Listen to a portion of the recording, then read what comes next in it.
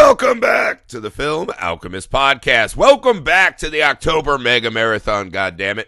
This is the show where we take the movies we love, break them apart, to find out what gives them their magic. I'm your host, Josh Griffey, joined as always by my friend, co-host, and guy who doesn't understand why fandom can be toxic, Alex Dandino. It just fits so well. Sometimes an author just writes a descriptor, and no, neither here nor there. Guys, before today's just amazing blood-soaked episode, a little business. It is official. Your friends here, your boys, we're on Patreon. Patreon.com/FilmAlchemistPod. We're coming up to that point, guys. The first episode of the October Mega Marathon that's going to be exclusively on Patreon for our fans over there. It's getting there. Is nigh. They're voting. They made sure what they want us to talk about and a feature-length commentary. All the last three pieces of the October Mega Marathon are on Patreon. That's patreon.com/FilmAlchemistPod. You don't want to do 28 movies in 31 days. No, that doesn't sound right. 31. That doesn't sound right. Not in this world. We're collectors. We're completionists. We're film buffs. That's what we do. You don't want to be missing parts of your DVD box set. What do you think we're doing here today, Yeah, go to patreon.com/FilmAlchemistPod. Get yourself the full set. Make sure that you're getting a ton of fun stuff over there. We have tons of extras over there for you guys. Also, you get to have your voice help craft the show moving forward. So we work really hard to make that fun for you guys. So go over to patreon.com/FilmAlchemistPod. Best way to support the show, guys. We appreciate the people we have who do that already. Thank you. All right, the YouTube Film Alchemist, subscribe there. The email, filmalchemistpod@gmail.com. Make sure you're leaving all those ratings and reviews. And, guys, this is the important one this month. We're on all the socials. That's not the important one. The important one, guys, this is October. Everyone's horror movie obsessed. It's the best time of the year for movie fans, in my opinion. You have a bunch of friends that are out watching horror movies, right? They're doing their little horror marathons, their watch lists, whatever. Bring them to us. Send them the October Mega Marathon. Let them know what's happening. Let them know that every day they can watch a movie with us. Let them know to catch up on Texas Chainsaw franchise, on the Phantasm franchise, which are already in your feeds.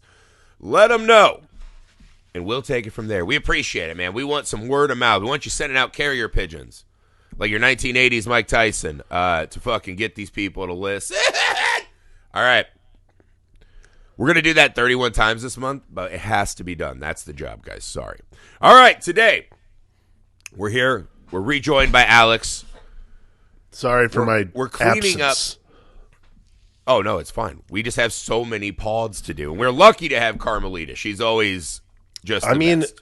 As far as fill-ins and as far as co-hosts for this show, Carmelita is among the best. And fucking crushed. The Phantasm run was very fun. They were I had a great excellent. time. I hope you guys I liked listened it. to the shows I don't do for this month, and usually we owe they're Carmelita better. a lot. So go listen to the Phantasm franchise. They're always right better, now. and Carmelita's the best. She's the best. But Alex is back. This is important to us. One of our favorite horror film franchises, I think we can agree, is Scream. Yes. Scream has already been featured on the Mega Marathon 2 years ago, I believe. We ran through all the Scream movies, right? New ones. Yeah, which at the time was only up to Scream 4. Since then, we've had a new mini Scream universe forming, right? This is our two Scream two movies after, right? So there's Scream, which I always hated that it was just called Scream. Right. And Scream 6. Right. I think they even make fun of that in the movie. They do make fun of it in the movie itself. Why are you calling it Stab? It should be Stab 8, right? That's what this is. But this is Scream. So this resets us. Now we have Jenny Ortega and company kind of coming to the fore. Yeah. Taking charge. So we're resetting who our Scream people are going to be. As they call it, this is the one where they make fun of legacy requels, right? Right. So right. it's an entirely new attempt to launch a new Scream franchise that has enough ties to the legacy characters that they can essentially be cannon fodder to hook us in and maybe get a little extra emotional weight. Having a whole new crew when it happened. This movie seems to be a response to, or it seems to be making fun of Scream 4 itself, that Scream 4 didn't follow the sequel rules as it should have. Right. I don't think Scream has a really bad movie. Even Scooby-Doo Scream 3 is fun. Yeah. But I think these two new are really fucking good. And so it was really exciting. We're like, of course we want to add Scream back in and talk. So launching with Scream 5, we'll do Scream 6 tomorrow, and then we'll have the official updated franchise ranking, see where we think these slot in amongst the greatest Scream movies. So Alex, opening thoughts on this new, pretty fucking brutal addition to the Scream franchise. Yeah, I mean it's a Scream movie. It's great. Like I don't have many qualms with Scream movies. I guess for me, what gives it that, like, for one, the reason I like most of the Scream movies, and the reason I think it's hard to kind of complain about them, is they do have that sort of meta armor built into the story itself, because it's a movie that knows exactly what kind of movie it is, and it tells you what kind of movie it is, like, every step of the way. So complaining about it is like an odd, like, having it like, wasn't very good, was it? It's like, I mean, what'd you expect it to be? You know, like, I think that, like Scream 3 is obviously, like, in my opinion, the worst one of the bunch, and the worst one it's of the become bunch the one is that still, film Twitter really tries to rally around and convince you is the best Right. one, which lets It's you know not. it's the worst one. It's the worst one, and it's like, but It's like, the worst it's one, but still even that is fun. very entertaining, because Yes, it's exactly. basically a scoop. Yeah, it's like a scoop. Like we said 2 years ago. We still say today. It's basically like a really violent episode of Scooby Dooby Doo. Where are you? And it's So, great. It's fun. Which is fine. Yeah, I Scream is like- like gas station pizza. Still tastes enough like pizza, Yeah, and it's not gas station sushi, so you're like, that's the choice. Scream is pizza in New York. You're never going to run into a bad slice of pizza in New York City. Yeah. It is what it is. It does, like, that and Child's Play are kind of the two franchises I feel like. They almost always hit at least enough. There's not the one, like my beloved Hellraiser. There are ones where you're like, that was pretty fucking far off This the is mark. the thing. So far, I mean, like, so we're up to 6 Scream movies. None of them have been like a thing where everyone's like, "Whew, boy, we're really bottoming out." Like, Yeah. there's Exactly. no bottom. Someone's scraping the bottom of the barrel here. It's literally just like, it's a Scream movie. Right. So, but it starts great. Here's the thing. It starts in the way all Scream movies do, but it does give you a new flavor, because, like, and of course, Jenna Ortega, she's wonderful, but also she survives, which was the new flavor for me. I was like, So oh, Jenna okay. Ortega and Melissa Barrera, Sam Carpenter and Tara Carpenter, they're going to be our new. They're going to split essentially the Nev Campbell duties, right? Yeah. And there won't be a Gale Weathers, right? Those two will kind of form the new thing. Then we've got Mason Gooding and Jasmine Savoy Brown, right? They are the Meeks Martin twins, right? Yeah. They are Jamie Kennedy's niece and nephew, somehow in the legacy canon. So this is our new core group that's going to carry us through, right? Spoilers if you haven't seen it. We also have a couple other characters in the group, but they're the core group. Yeah. Then we bring back Courtney Cox, David Arquette, Nev Campbell, and Skeet Ulrich to tie us back into the original. Skeet Ulrich, that you're just Yeah, like, and we even bring back is this fucking Deputy okay? Judy to bring back more legacy stuff. Deputy Judy was a good one. Yeah, I think it's I don't know if I all the way agree with the meta armor thing, because I think it's such a hard line that Scream runs. Because if you're not really fucking sharp in what you're saying with the meta, it can become so fucking obnoxious and off-putting after this many movies. I think this one is pretty sharp. It's pretty sharp in what it says, but even more than what it says. Yes, absolutely. It's how it shows it. So the opening of this is a throwback to the Drew Barrymore opening, right? Almost exact same scene, except you add in, ew, weird, the landline's ringing. Yeah. And now there's right? a cell And phone. she's There's on a her text phone chain. texting. And then, like, arm the security doors with my phone. You're like, okay, nice. So we're getting the same thing. We're learning new things. With some new flavor. We get this amazing take on her favorite horror movies, The Babadook and Elevated Horror. And you're like, all right, Okay. I'm into this, right? Here and we it go. starts off, it's like, oh, it's Charlie. It's a guy from Group. Just kidding. It's Ghostface. And it's like, okay. And then they even add different things, right? Now the one in danger is not, hey, I'm watching you, bitch. Yeah. Making popcorn.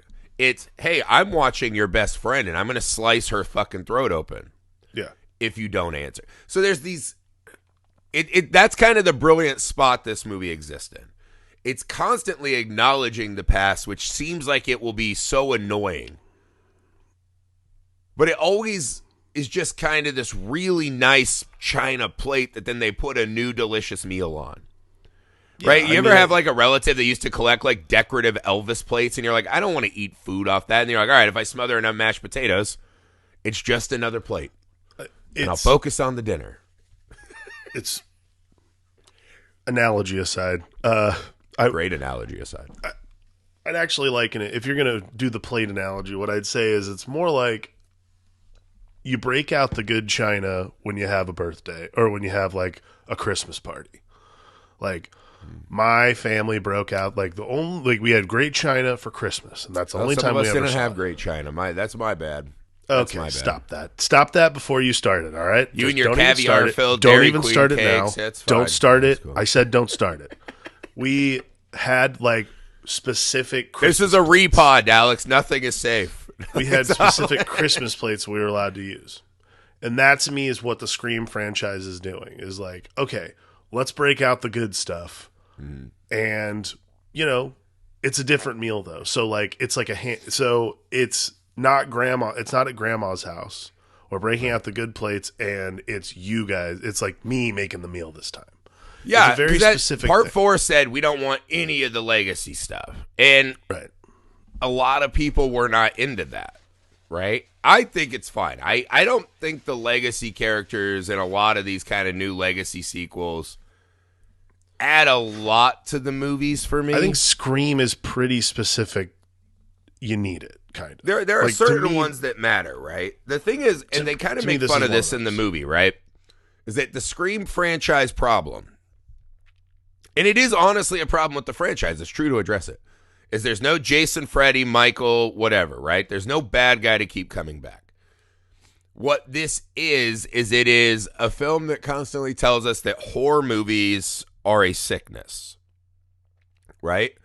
And that these people in this small nowhere town, right? These suburban towns that get attacked and the American dream ripped asunder by these killers like Michael Myers.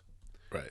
That once that's happened, the trauma of that and then the exploitation of that for a horror film constantly shows all of these small town people, whatever, that where they live is not enough and they can be more, right? It's kind of this constant attack on the American dream.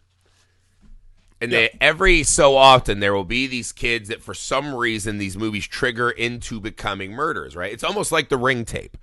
This is a sickness and an epidemic that plagues Woodsboro, right? This town is always plagued by these fucking kinds of insane people.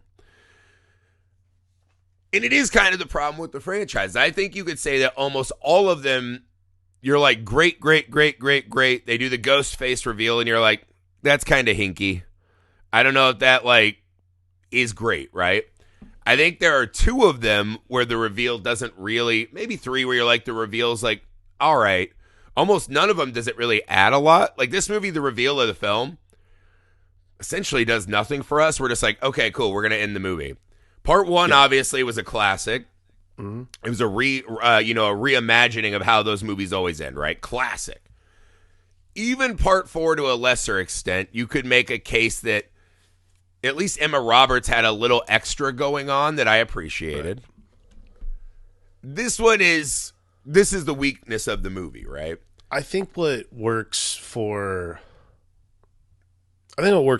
Scream 5. I'm not going to call it Scream, by the way. I'm calling it Scream 5 while we talk about this. I hate that too. We're looking at you, Halloween, air quotes. Halloween. The audacity of that. The fucking audacity. I think what's different about Scream, I think what Scream 5 does is, and this is what I was talking about with this meta armor. This is why, like, it's hard to poke fun. Like, you can say a movie is, like, objectively, this is not very good in the movie like this, like we were saying with Scream 3. The meta armor I'm talking about when I say that is you can point out a flaw in your own movie and still be able to recover from it in a way that doesn't like hurt your narrative overall. That's a really hard trick. And super hard, yeah. Most of the Scream movies are able to do this, which is the meta armor they have, which is the script. These scripts are written pretty well. Like, and this you have to be a loving fan really of the genre to do this. Absolutely. Like, you can't. You have to be a disciple of Kevin Williamson to understand how to properly do that, because if you don't, the whole thing falls apart. It doesn't make any sense. Like, it just does not work. It kind of reminds me of our old Sojourn, right? Yeah, we had a comic book podcast.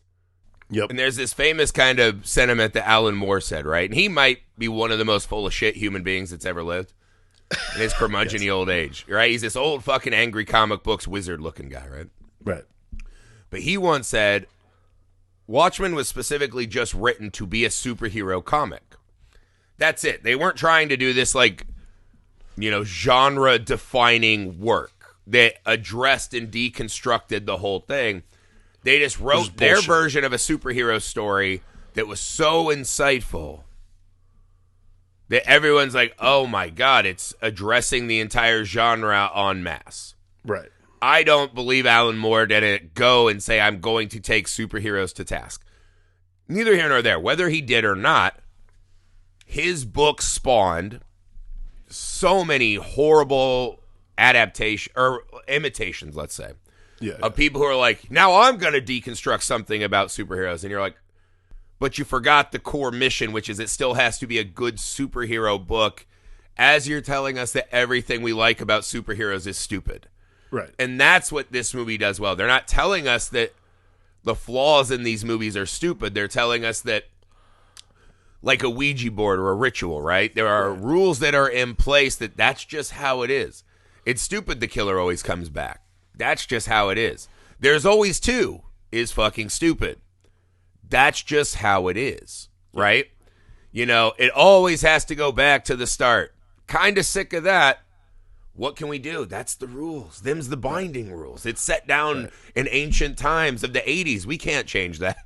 I think what's cool about this is by honoring the fact that, like, the legacy character thing. I think the legacy character thing is, like, kind of the trick here, because for one, it's not the whole cast. You have throwbacks, like you have Martha Meeks, of course, and we didn't know Martha Meeks existed until fucking Scream 3. So that was like a whole other. Yeah, like, she was making like lemon bars and shit for Doofy. Yeah, you're like, all right, cool, whatever. Yeah. But you get your core three, which was great, which is great. I think what's cool about the way Scream 5 does this is we always talk about it. Always comes like. They always talk about how the past is the factor in the Scream movies. The past always comes back to haunt these characters.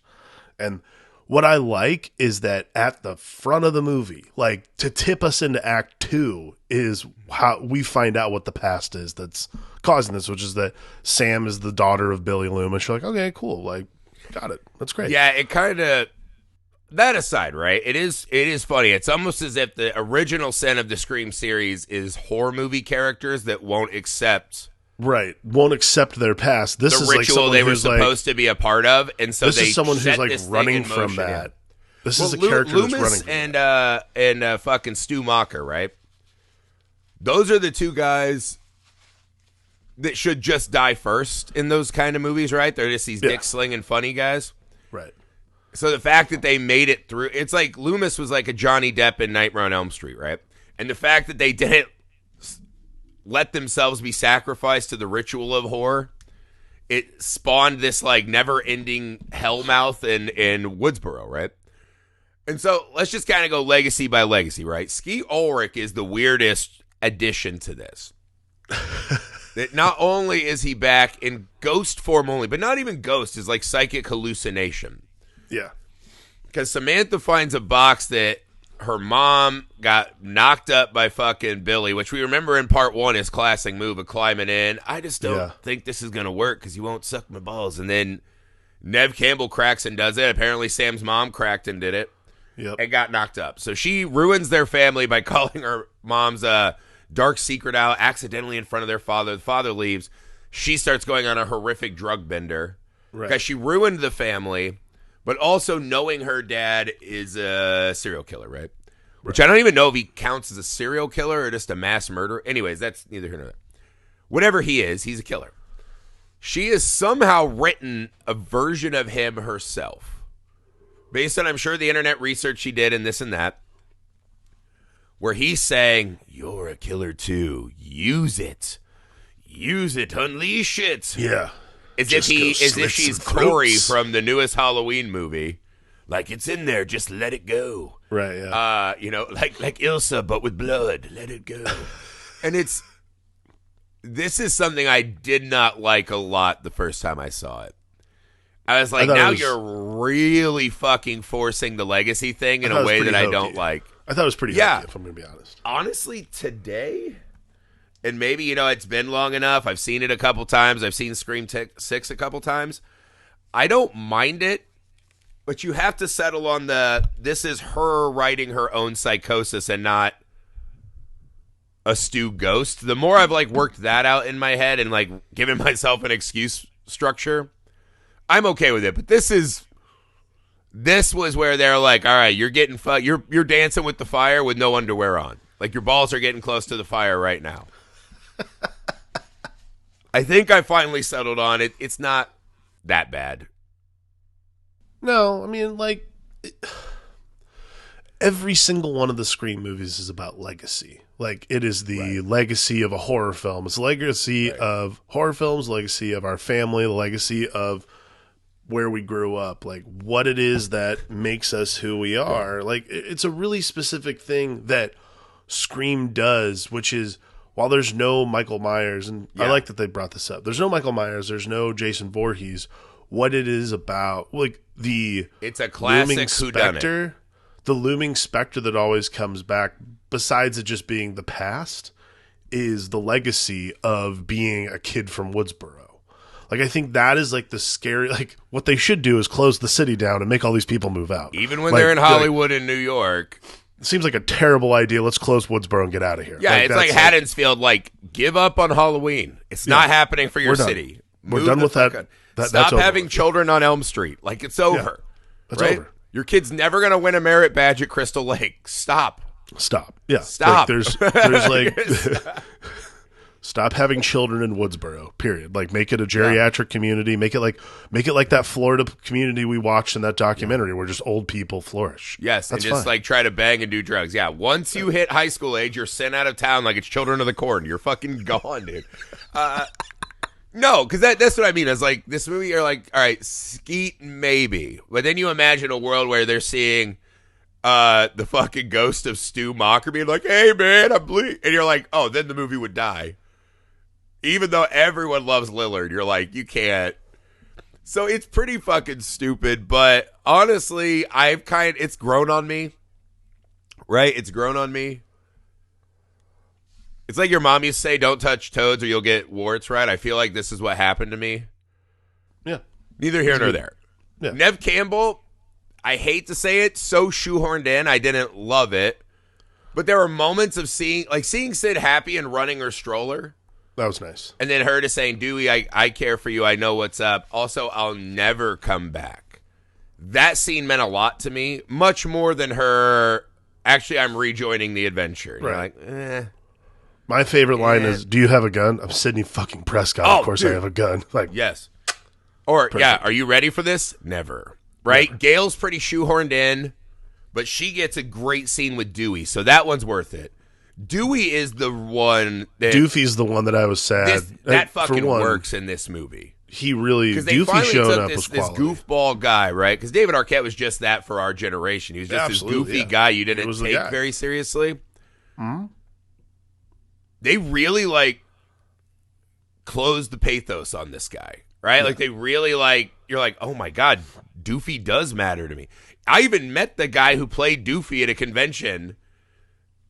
And I still just refer to him as Doofy because that's what he was in the movies. He was almost indistinguishable from the parody. And then this one, you're like, all right, man. He's like, the only good moment I have is my morning because I get to see you. But also you're a stone cold bitch who writes books and get out of here. And it was good. I really liked him in this. They also allow him to fucking nail the mystery on his first line. Yeah. He's kind of an old grizzled Dewey. But he still Doofy has that innocence when he wears his miles. I'm an old man who's on my way to get a coupon at CVS outfit when he's like, I've decided to help your investigation. You're like, yeah, dude. They fucking nailed Dewey. I think you can make a case the rest of them don't add much to the movie. The rest of them are basically the Deus Ex Machina for the ending. Like you could remove Sidney Prescott from any movie that's not that stroller scene, and it would not change this at all in any markable way. It's fine. Like it's not. Yeah. And look, she does get the line. You might be the most derivative of them all to Ghostface, and you're like, that's fucking funny for what this one is. I think what was fun and entertaining about Gale and Sydney being there is they are so tired of it. Yeah, the that's first a great time point. They're like, Amber, please be good enough characters to take this from us. Right. So like they've done it so many times at this point. Like when Amber comes barreling out of the house, she's like, "Help me! He stabbed me!" They both like, "What do you think?" Like, and then the girl's like, "Oh fuck this!" She's like, "Yeah, dude, you can't trick the people who've been tricked like smells like a 6 trap," times in this movie. and then they still let themselves get shot. Yeah, yeah. Still the worst shot in movie history. She immediately shoots the doors now before she. I mean, it was fine. It just felt like.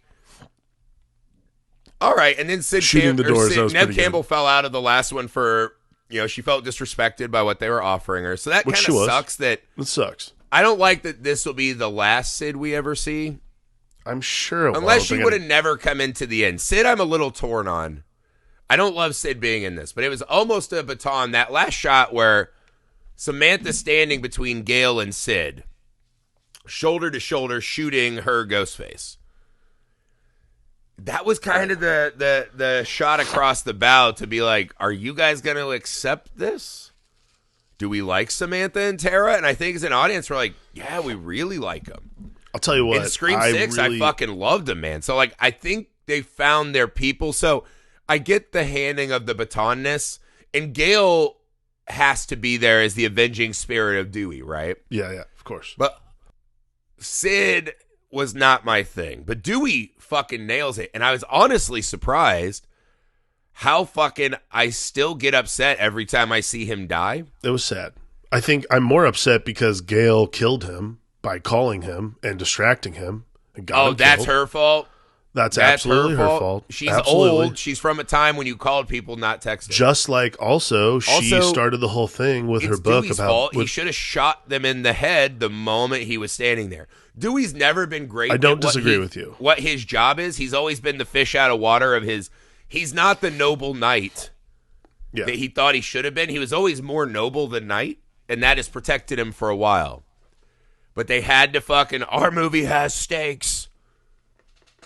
I was surprised that Dewey was a stake for me. Like when they killed Deputy Judy, you don't give a fuck about it. I feel terrible. I mean, I feel bad that a mom I felt bad died that she gets so fucking brutally like the kills in this movie broad daylight, brutally murdered. Brutal.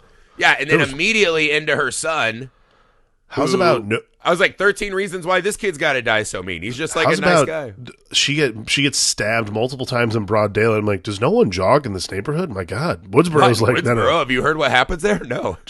Yeah, it's like she's the only one outside of us. Like, excuse me, we lock our doors in this neighborhood. Yeah, right? You only leave your house if you're willing to fucking die in Woodsboro. Right? Unless you're the teenagers who are like, we have to have this party. Woodsboro was the ritual. Woodsboro was the first place they learned about Instacart. That was because they're like, I'm not going to the grocery store. And then everyone's like, I'm not door dashing. Are you kidding me? That job's not worth my life. I'm not walking betwixt my car and a front door every night in Woodsboro. Absolutely not. That's why it wasn't because he didn't want soggy noodles. His mom's like, there's no delivery drivers. There's no delivery here. We have to go out and get it ourselves. Yeah, I'm picking this up in someone's bunker so I can bring it back. No. Why is the restaurant underground? Do you you're not from here, are you? Dewey, they get a lot of run out of. So I think the legacy characters are done to pretty great effect in the movie. Yeah. If you switch it to the new characters, again, I think Tara and Sam soar. The twins do pretty much nothing for me in this movie, but they get a lot better run in Scream 6. Like Scream 6 is where it's like, oh hell yeah, that's why they survived. The twins do roughly the same stuff Randy Meeks does, which is like, fun. You get a little commentary for this one. Right. I'll tell you this. I love Jenna Ortega. I think she's great. Melissa Barrera. This was kind of one of those movies where you're like, oh, she's gonna be like an ordeal. She's gonna be a thing. Yeah. Is Melissa Barrera the sister who plays Sam? That's the woman who plays Sam, right? Yes. She is not very good in this movie. Are you shitting me? No, I'm serious. Oh, I man. see. I thought the opposite. I thought she fucking crushed. Like there's loved just her something. It's and I love her in Scream. Like I'm a huge fan of what she's doing. And I'll tell you, like, and again, I haven't seen Scream 6 yet, so I will reserve. Well, sorry, I did watch Scream 6 already. Well, you mean the performance in this movie you don't like? Yeah, sorry. Doing. The performance in no. She is very good as a character. I think her performance is a little stilted, and I'm not sure why. Yeah. Like, it was something that I noticed. Movie, yeah. It's something that I'm just noticing. I was noticing last night. I was like, is she reading cue cards, or am I just like not noticing any she's going turned on up to 11 constantly. Yeah. Like her engine is running red from the first time we see her. She's essentially just like, I'm just a happy bowling alley employee with a bowling level boyfriend. And then he's like, your sister got fucking stabbed. And she's like, oh my God, I'm Billy Loomis's daughter. Right. I think she's like redlining the whole movie. Yeah, that's a good way to put it. I think that's a good. So I'm interested. So there's definitely not a lot of depth. Right, she occasionally comes down for like a, "Hey, you're my sister and I love you." I think that's. But then it's the like, problem I ruined the family. I think the red line for the entire movie really distracted me from like the performance. Like, I mean, she's fine. I personally loved her performance. I think she's an awesome new like lead for the franchise. I get it. Acting is very subjective to people's taste, but well, I mean, look, and she's also asked to do so much more than everyone else in the cast. I'm also not saying she's a shitty actress. I'm saying I'm not. There An are actor is moments, not one performance. I get it. That's fine. There's a few moments where, especially like in moments of violence, like the "Who's guarding my sister?" That was great. That was fine. Like, those are the moments where I was like, all right. See, those are the moments where I'm like, okay, that's justified at least. And then there's like a couple of times, like, especially towards the end, like during the third act, I was like, are you feeling this? Or are you just like kind of checking out? Is this the last day of shooting? Are you done? Like, what's going on? Well, she's also fighting off her ghost dad, dude. She's got a lot. There's a lot going on. Because she had seen Bill Cosby's movie Ghost Dad and knows like the danger that's imminent. Right? That's the scariest kind of dad, apparently, in Hollywood. There's some. No, I'm not giving into Cosby jokes. I didn't think we were getting a Ghost Dad reference in here. That done. Seemed like you would have known that quiver was in. I know. I should have seen that was coming, actually. That was like, the obvious, love interest is Ghostface thing. Yeah, it was, I don't know. I'm curious to see how, when we talk about Scream 6 tomorrow, I'm curious to see how maybe I'll say this. Jenna Ortega is so good, or Jenny Ortega, whatever her name is. Jenna, she's so fucking good. They're like the scene when she spills on the family. Yeah. She is just so effortless that it must be hard to That's fucking be opposite of her. You know what? That's got to be it. If it's a comparison scene, she's like, thing, I got to be like happening. melting down. I ruined the family. And Jenna Ortega is just understated. Get the fuck out. But she says like 8 different ways. Like, she's so fucking good. She is great. So that's probably what's going on. Maybe that's what's happening. I personally was a big fan of Sam in this. Wasn't a bad Melissa Barrera performance. I think maybe it's just by comparison. Maybe that's what's going on. By comparison, maybe that's what's happening. It's hard. But yeah, I think this is kind of the lovely bridge they make is the new characters don't get a ton of run out of Sam and Tara because they have to make room for the legacy characters. Right. But I think by the end of the movie, we're all really digging this baton handoff that we have. And again, when we talk tomorrow, I think we'll see the promise of what, the seeds they planted now. We'll see what we reap from that in the next movie. And I would argue it's very good. If this movie has a big fucking problem, it's that the Ghostface is the most obvious Ghostface, I think, in the entire franchise.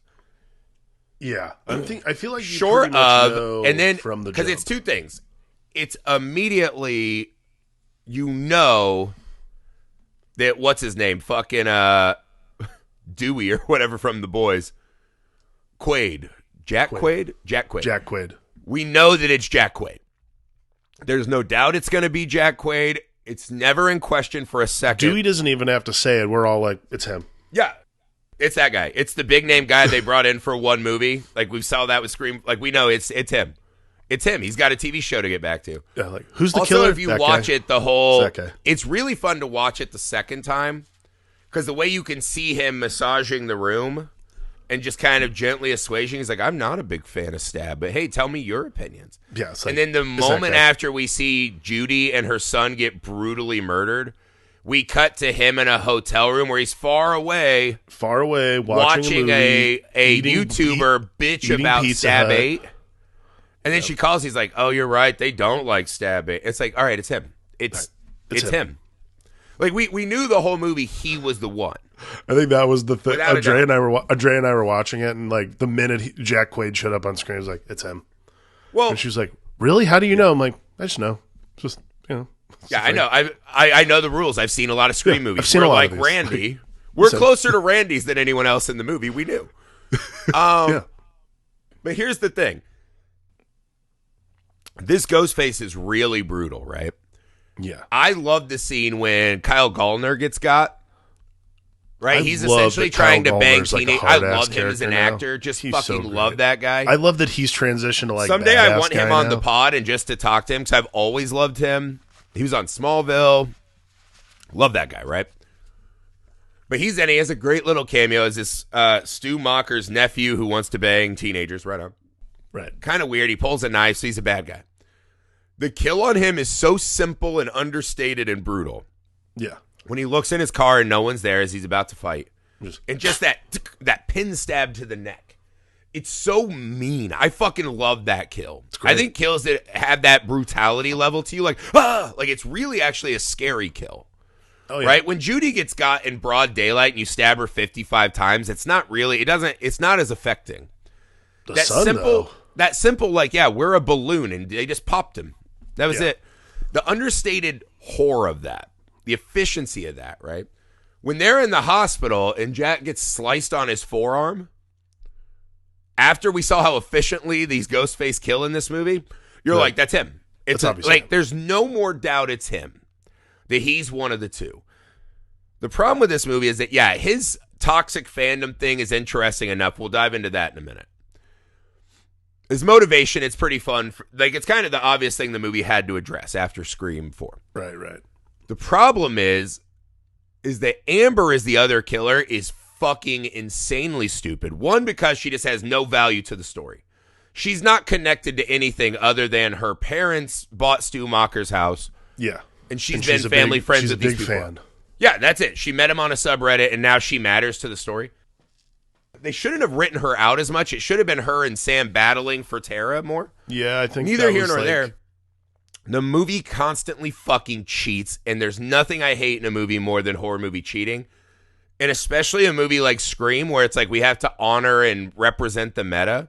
That actress is 5'2". Dewey's 5'10". When they fight, she's taller than him. That's classic horror movie cheating. You're like, the only other character we spent any time with that's taller than Dewey is Mason Gooding. Right. It's the only one. And so you're like, if you're going to fucking cheat, also the fact that she's like throwing Doofy around like he's nothing. I was like, he's a full-grown old man, not a big one, but he's got a limp, so he's dead weight. Yeah. And you're just picking him up and chucking him. I think It's classic cheating. When she attacks the football player, because it has to be her, right. because he's not ready yet, she cannot pancake Mason Gooding. I think this is the thing about It's the cheating. Scream. This is the thing about the Scream movies that I never really am able to get by. This which is not why a woman they're- can't be killer thing. It's that you showed me that Ghostface is Well, this taller is why than the him and movies to me pancakes him. are. This is why Scream That's movies to fucking me stupid. still have these like. This is the hijinksy thing that doesn't quite work for me still, and this goes back to like Scream 2 probably, Yeah. which is like you can't tell me that. You can't tell me that somebody wearing that ghost face mask is somehow Billy Loomis's completely mom operational. was not big. Laurie Metcalf is not big enough to have been Ghostface in any of those scenes. She apparently used to be, but then she was not.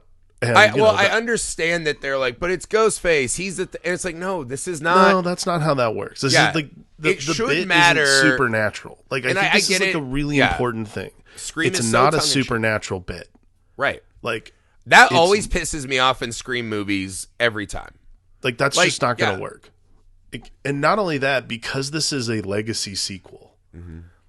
Matthew Lillard, that's what all the Ghostface look like. They're Matthew Lillard size. Yeah. Matthew Lillard is a tall guy, and if he bodied someone, he'd be like, all right, he's thin, but that makes sense, Yeah, he's thin, but he's a tall, big guy, He's a tall right? dude. I'm just saying, when you make your Ghostface over 6 feet tall, and then say, aha, it's the 5'2" friend Amber. Yeah. That just fucking pisses me off. That just doesn't work. And also, that's the thing. If the criticism is, oh, well, Griffey, you're saying that women can't beat up men. That's not what I'm saying at all. Not at all. I'm saying if you believe that women can beat up men, I'm fine with that. That's what your movie is saying, is that she's a brutal, because you can also, it's fun to track which kills she does. Because you can match, she's the one who loves to stab people 55 times brutally, so she kills Judy, right? And then Quaid kills the son, I think. So you can see, like, they do some really fun thing about they kill differently as Ghostface, right? Right. That's fine. But have a 5'2" Ghostface fuck up Dewey. And then we're going, oh, it could be any of the friend group, any of those girls in the film group are not fucking 6 feet tall. So I was like, it could be any of them. And we know it's one of them anyways. Right? The only thing we're saying at that point is that it's not Mason Gooding, but it could be, he could be the other Ghostface, even though we know for a fact it's Quaid. But that's what I'm saying, is like, don't tell me that, oh, well, a woman could easily be Ghostface. I'm like, that's fine. Don't cast a 6'3" guy to fight Dewey and to pancake a football player. Have her do it. If it's her thing and her ferocity is what's doing it, have her in the fucking suit. Because they're all not tall. You could just say it was a short, one of the girls is Ghostface. Yeah. What's wrong with that? We know that anyways. We know that without a shadow of a doubt anyways, that one of the girls is going to be Ghostface. I fucking hate, because Saw 1 is the worst horror movie cheating I've ever seen. I fucking hate that they're like, we need a really tall Ghostface to fucking throw Dewey around. Right. And I think it's unfair to Amber. Put her in at the end, she fucking takes on Sid and Gale in combat. And she's Sam. Like ferocious. Yeah. Yeah, let her fucking do her thing. I think that's fucking stupid. Like, that's like a true, like, that's not for me something where I'm just like, I wish they wouldn't have done that. I fucking hate it's when just movies a bad, do that. Again, it's just a really bad cheat. Like, it doesn't make any sense, and it never gets resolved in a way that would make sense. Like, they don't, like, again, Ghostface is not a supernatural killer. Right. They're doing a wink and a nod that, isn't it stupid when killers come out in movies? Wink, wink, wink, wink. Yeah, and we did this with Billy Loomis's mom. Wink, wink, wink, wink. Well, and the whole bit in the movie, and like you said, like they say it, like the whole bit in the movie is that there is no Jason, there is no Michael. Right. So well, also, their horror movie's supposed to have the integrity and be more brutal and real. Let her do it. Yeah. Like, I think it's unfair to Amber, myself. I think she could fuck Dewey up. She can't beat up a fucking old man. I think what's unfair to Amber is she gets set fire for the second time in a movie in so many years. I love what you do. I just like to melt your fucking face off. Do you think you'd be okay being set on fire another time? Is that all right? Yeah, sure, whatever. This is like her thing now. Great. That's all right. Great. That's true, that poor lady. Let's talk about the ending. I think we've kind of gone over the reveal is, because one of the guys and the other one is a cheat. It's just fucking cheating, which is stupid. But take that aside. This is where we get the Ghostface manifesto scene, right? Right. Every Ghostface has a fucking, like, Unabomber manifesto of why they've done what they've done. I actually think this one works pretty well. The fans that are like, because Quaid has that line, right? He's like, everyone says it's a fucking movie, but it's like nobody takes the fans seriously. And this is in the wake of like the Snyder Cut and all that kind of shit, right? These like Star Wars fans who are just like, you know what I should do because I love Star Wars is ruin an actress's life. Yeah. Right? There are all these just like, fucking cunts in the news. I'm going to fucking berate an Asian actress because I don't like it. And it's like, well, that is a fucking you problem, right? So toxic fandom was everywhere, right? These fucking, because that's the thing, I agree with this sentiment, right? Like the villain thinks he's the hero. How can love be a bad thing? Well, listen to that fucking Police song. You know, I've been watching her, that Sting song. Like, that's bad love, right?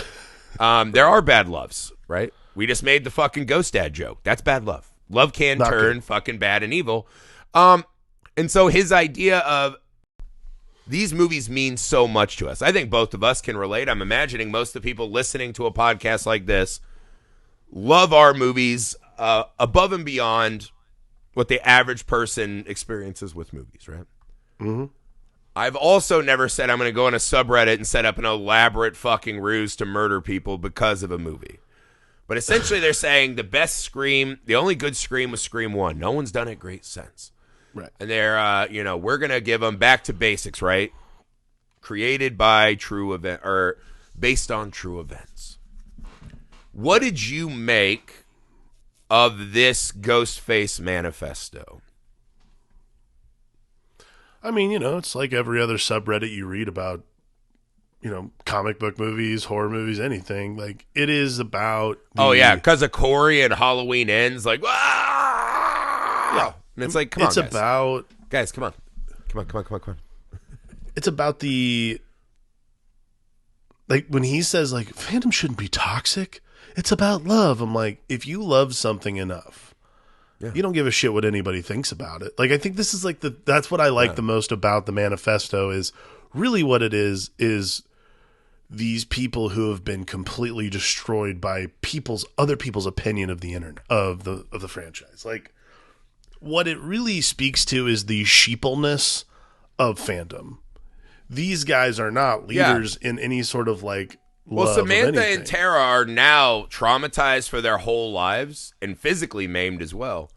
Right. Because some fucking guy and girl didn't like Stab 8. Right. So to me, like, what's Like nice Real World about, I think what's good about the manifesto. The manifesto is good because it is the manifesto of literally every single group of people who have loved anything too much to literally verbally or physically assault someone off a project at that point. How can sugar be bad? It tastes sweet. And it's like, well, it's poison at certain levels, guys. Yeah. There's a You got to eat a leaf every now and again. That's the sad I was rule. literally just watching Neil deGrasse Tyson talking about how there's something called LD50 in like every product, which is like the lethal dose, the tipping point lethal dose. Mm-hmm. And because they found some glyphosate is this sugar compound in Ben & Jerry's ice cream. Mm-hmm. You'd have to eat 30 million pints of Ben & Jerry's ice cream for glyphosate to become lethal. Yeah. However, you only need to eat like 30 pints for sucrose to become lethal. Like, it's one of those things where it's like, like, there's a tipping point for everything. You want to eat 30 pints of ice cream? I think you're taking your life into your own hands at that point. That's your business. Like, that's fine. If that's the hill you're on, stupid. that's cool, man. That's fine. But no, and I think that addressing fandom, it's kind of the boogeyman that was haunting the internet already. Yeah, well, and I think it's still out there, right? Like, it never addressed. Yeah, this whole thing. I mean, I can't remember. And they are right. Hollywood's out of ideas, and all we're getting is these IP extensions. Like Indiana Jones comes out. I mean, I disagree. Immediately, the hounds of like, Indiana Jones. Yeah, like Barbie comes out. Barbie's woke. There are people who talk about loving things. I think this is like the thing that I like the most about the manifesto is because it's them talking about how much they love the Stab movies, how much they love this, and it's unfortunate that people who love things like kind of take them to the point where they're not interesting anymore. And I'm like, well, yes, understood. However, it's like you're talking to yourself. You've now taken it so far that just because you think like you can't be the person who starts this new movie. This movie already exists. I think this is they don't realize they're the villains. They think Sam's the villain because of who she is. Yeah. They can write that villain that way. I think this is a really interesting thing, and this is the toxic fandom argument, which is, I love something so much, no one should have it but me. And then you realize there's also 50 million other people who feel the same way, but you guys all can sort of love the same thing. And again, I keep coming back to this line because I love that line is like, fandom shouldn't be toxic. It's all about love. I'm like, okay, if that's true though, why would you need to, why are you taking it upon yourself to Well, you're start also a new not thing. acknowledging Start that a new there are group. other parts of the fandom that might like Stab 8. Like, we kind of went through this as a mass culture, right? Game of Thrones was like the last show that everyone watched all the time and cared about. Like the last like big show before we all completely fragmented, I feel like. There's nothing now that like is on the level of how Game of Thrones was There's just like a cultural. It's different because and we there's no all more immediately cultural were like, hypnosis. we don't like what's happening at the end. And this is the problem, right? Is that you see a movie, right? Like I saw the original trilogy, right? And I was like, this is a foundational block of how I'm going to build out who I'm becoming. Like, this is crucial to my personality, the things I will like moving forward. This is the flag that lets people know where I'm at. Fine. And we use that art as authorship for ourselves. And we don't take into account that the creators are going to keep creating. And in that pursuit, they will add new and different things. And so then I'm like, wait, is Jar Jar part of who I am now? Ah! Right. And you just start fucking that's a great losing example. it. Like, it's And so what that's it the question is when you face a Jar Jar, do you say, you know what I'm going to do? Write that guy horrible letters and try to fucking hurt an actor who is ecstatic to get a job in Star Wars? Or do you just go, I just won't watch Phantom Menace anymore? Yeah. Or realize that there's a whole generation of people that like that movie a lot. Well, I think that's the what's toxic about any of it is this like sense of ownership people think they have over it because it becomes a foundational part of your DNA. Right. And that's okay. It's okay to like something to the point where it becomes like a piece of you, like it's a piece of your iconography, and it's the thing that people know you for. Like the guy this that is something- collects every Stab collectible is not the villain in a Scream movie. No, but this is something you and I have dealt with other people. Is the ownership people feel over certain things. Look, I'm not. I've probably been guilty of it in the past. I know I have. Like, there's no way I haven't. And now I'm because old and just don't care. Right. I'm now, like, when I was in my 20s, Yeah. I probably wanted to have that argument of, like, no, this is my thing and you don't know shit about it. This is how Now- Batman has to exist. Yeah. Right, exactly. Yeah. Now it's like, I don't care. Enjoy whatever you like. I don't give a shit. Like, as they make new things that aren't for me, it's like I still have my Right. stuff. It's fine. Well, like, so now we're doing this thing where every few years, because of the internet, everything is this gut reaction thing. So now every like 5 years, we rewatch something, and we're like, you know what? Even though I said this sucked all the balls like a long time ago, maybe it actually doesn't, and I was wrong. Like, we always want to have this revisionist history, and then there's always these people, and like this is something that I hope comes up in a Scream movie at some point, is these people who go back and they're like, that wasn't that bad, and or there's like this is the infinitely worse one, which is people who are like, well, I always liked it. Like, no. Yes. Don't do that. Film- it's okay film to Twitter- say you didn't like something, Yeah. and then like Film- it. It's okay. Film Twitter hipsterism, right? Like I've always said, the case when it's like we need to blow the internet up or film criticism on the internet up Yeah. is when I see the article retweeted like 5,000 times where it's like, me too, is where someone's like, you know what movie is fucking perfection? The Exorcist 2. Right. When that happens, right, where someone's like, I'll get cred and be a hipster by saying, I was the one person who always I was the loved first Exorcist person to always 2. like this movie. And you're like, that is undeniably one of the worst films ever made. Absolutely. Right? Following one of the best films ever made. I applaud it for taking a big fucking daddy hack at the plate. They said it's the Absolutely. bottom of the ninth. Bases are loaded. All I got to do, we have no Just outs. fucking do it. Yeah, we have no Absolutely. outs. If I take a walk, we're going to win the game. And they said, hell no. Pulled their britches up and just started taking hacks at every pitch they saw. I applaud that. The movie fucking Absolutely. sucks. It's objectively terrible. And so somewhere someone is concocting that this is how I'll prove that I love movies more than you, is by saying this terrible movie, I always saw it. And then a cult of that will pop up because people will go, that will make me. That's a badge where I can prove that I love. Right. So yeah, that's the one where it's like saying that never having a negative opinion about art is the same, but not nearly as damaging. Right. Well, It's just damaging to your soul at that point. I would This say. is another thing that I think is Or maybe not. something Maybe that- we're wrong. I don't know. well, it's not that, but like I think about the foundation of this. Just podcast. don't go stab people because of a movie. That's what we're saying. Right. But like the foundation of this podcast was we wanted to talk about movies that we loved. Like Loves. not critique movies, say anything like movies that we choose to watch for this pod are not movies that like we think that we need to dissect because neither of us are fucking film. We might have gone to film school. We are not film scholars. We're dumb. Well, and, no. I refuse to call myself anything. Don't let the tank top fool you, brother. It fools me. I know you. I'm in an establishment of learned men here. It's fine. I have a Jake the Snake stuffy right behind me. Autographed by him, by the way. Represent. Anyways, but like, it's a very specific thing for people to say, I know this, I know that about movies. Sure. Also, we're also a podcast that has talked about like movies that, I mean, there's probably a lot of people who haven't, like last Halloween, we did a pod with Tim Fargulish about Neon Maniacs. I can tell you right now, I can count on one hand how many people I know have seen Neon Maniacs. Yeah. Now, there's a huge contingency of people out there who probably have seen that movie. There's also probably a huge contingency of people out there who seen the poster of that movie like that looks like shit, and they won't watch it. Right. And that is like the dichotomy and the problem with the concept of the fandoms is just, okay, so you're willing to, and this goes back to like what Jack Quaid's character is saying, is like, so you're willing to love something so much that you're willing to defend even its worst parts.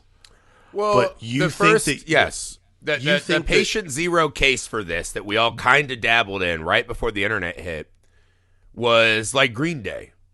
Like, they're not really punk. I knew them when they were cool. Well, yeah, that's the original sellout story. But there's a lot of those, right? Like, oh, the Ramones learned to play their instruments now. And it's like, so music was kind of our first case, right? Which is we always loved bands and then would get Metallica. We get mad when they get big and popular and people who were not a part of our subculture like them. Now it's right, and now it's for everyone. And that was like our test case, and now that's about everything on mass. Right, and I'll say, like, look, when you are a fan of something and it becomes massively popular, the hardest thing to do is to sit there and watch other people talk about it like they were some sort of. There is like that patient zero thing. You do want to be that person, but like I think the hardest thing about being a fan of something when no one else is a fan of something is when it becomes popular. Taking your wife to the orgy, and all of a sudden she's fucking 13 dicks down the road, and you're like, oh, it looks like she's having a great time without me. When it becomes popular, and then you have to go watch Barbie and be like, hey, man. You have to decide. Well, she's not made to fucking be making you happy, dude.